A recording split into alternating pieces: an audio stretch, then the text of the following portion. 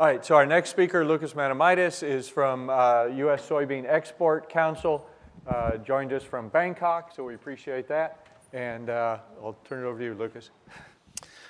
Okay, so hopefully all of you already know our organization, U.S. Soybean Export Council.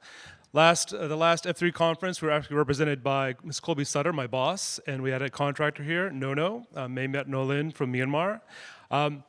I think in a way that I'm probably the most unsexy speaker here, not just because of the jet lag, but because we've been working with soy and aquaculture for a very long time.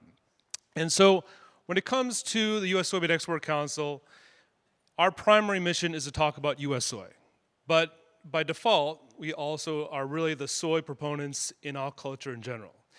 And about 34 years ago, the U.S. soybean farmers looked at aquaculture and said, hey, we think this is something that's worthwhile to look at for the future as somewhere that soy could go.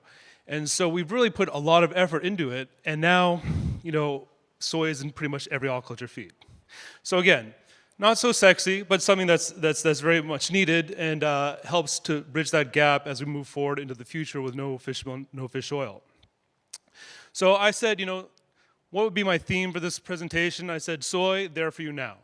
Okay, so here's some of the products you see for soy, but I think what's very important to note is that when I look around the audience, we've actually partnered up with a lot of different companies over the years because we don't think we have the answer for everything. We think that soy is just one piece of the puzzle.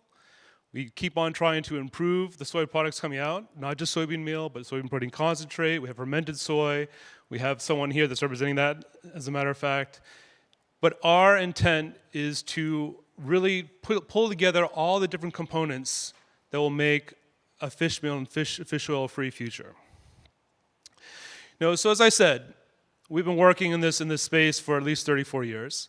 The main person that took it to the next level was Dr. Michael Creamer. Here on the would be your left.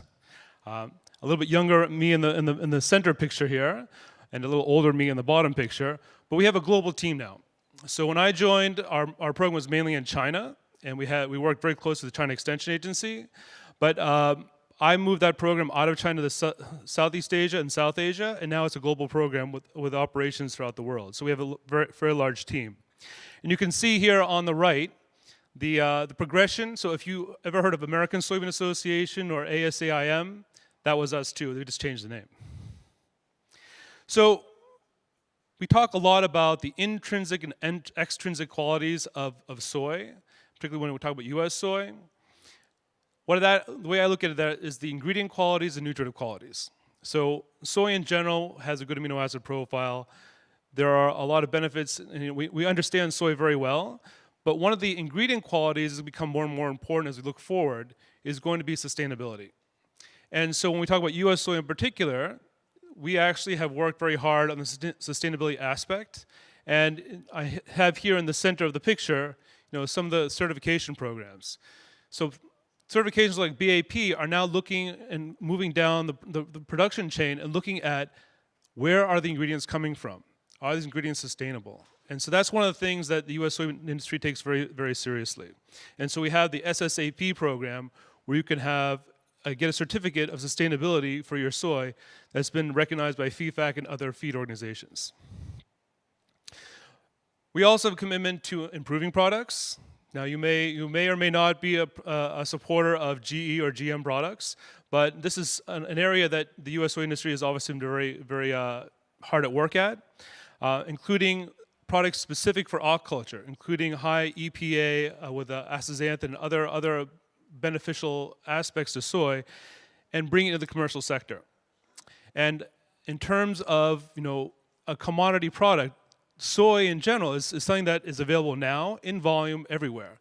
And what we can do now is we can also give you additional value to those products by giving you the fermented soys and some of these products like I'm showing this picture.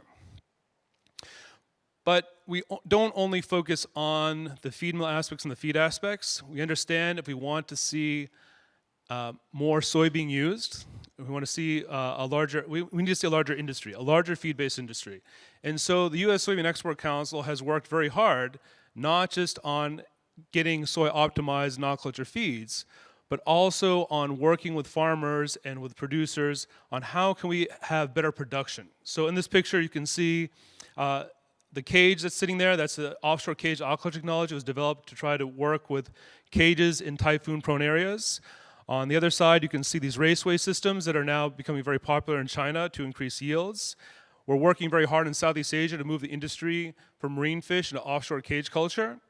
And then, over the years, we worked with many other organizations. You can see a picture of AQ1 here in the corner. We've been working with them on shrimp feeds as well. So the way I see, and I think we see our role in the industry as USEC, is to be a knowledge transfer service.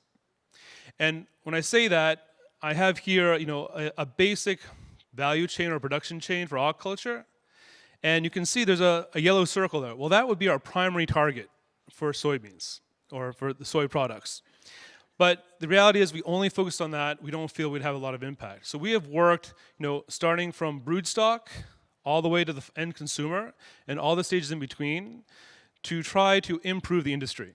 We try to work with everyone on that production chain and have them looking a couple of steps forward, a couple of steps back, because we realize we want to see a bigger sales of feed. We need to have a larger industry, and we want to see a long-term sustainable industry.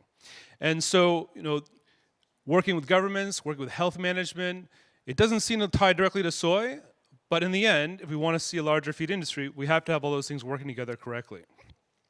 And one of the areas that I think has been very important for us in the recent years is that we're really trying to work much more closely with the formulation industry, aquaculture formulation in general. USEC partnered up with USAID, with the Canadian government, and with other cooperators to help develop the first standardized commercial aquaculture feed formulation database. So here in the corner you can see it says www.iaffd. If you are an aquaculture formulator, this is a website you can go to download a database to install into a commercial feed formulation program to formulate for aquaculture for 30 species. I think right now it has around 500 different feed ingredients in there with about 270 parameters per feed ingredient. And it's not just to promote U.S. soy, it's all soy sources, it's all fish meals. It's an expanding database. If your product in the audience is not in this database, there's a feedback page on that website. Go there and you can submit it to the creators of the database. And it's a publicly available free database. So we want to transfer knowledge. One of the best parts of my job is that I don't have to keep a lot of stuff confidential unless I'm working direct with the feed mill. So all the stuff that we do, we share.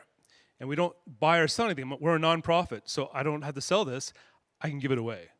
So just because it is a giveaway, it's not worthless. It's actually a very high value product, something that we're using now to train formulators in large group settings. So we can have 10 formulators on the same feed formulation program, the same database, to actually do formulation exercises. And then you see here the soy and aquaculture, www.soyaqua.org. That's a resource if you're interested in more information on how to use soy in aquaculture and just in general technology aspects. Like as I mentioned, the IPRS, the in-pond raceway systems, the OCAT systems. You can find all that information there. So this is something that we take very seriously. Knowledge transfer industry. 34 years now of investment in this industry. The U.S. soybean farmers really believe in the future of aquaculture.